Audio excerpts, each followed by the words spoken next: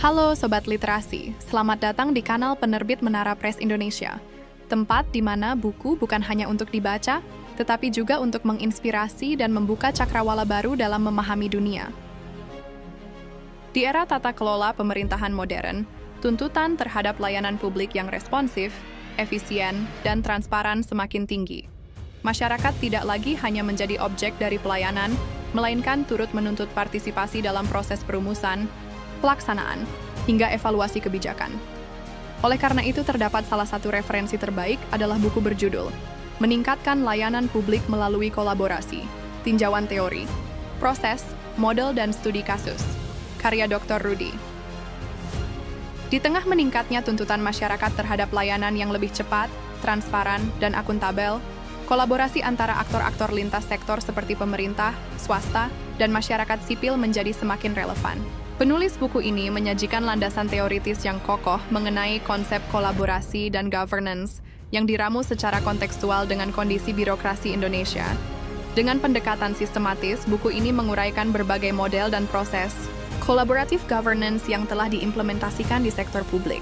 Pembaca diajak memahami bagaimana kolaborasi tidak hanya sebagai konsep abstrak, tetapi sebagai proses dinamis yang dipengaruhi oleh beragam faktor seperti kepercayaan antar aktor, kepemimpinan, mekanisme komunikasi, dan struktur kelembagaan. Penulis dengan cermat menganalisis unsur-unsur keberhasilan dan kegagalan kolaborasi, sehingga pembaca mendapatkan gambaran yang komprehensif dan kritis.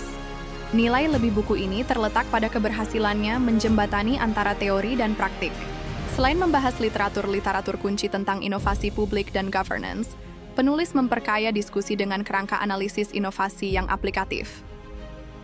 Aspek inovasi dalam kolaborasi dikaji mulai dari tingkatan strategi, sumber inovasi, hingga dampaknya dalam reformasi tata kelola pelayanan publik.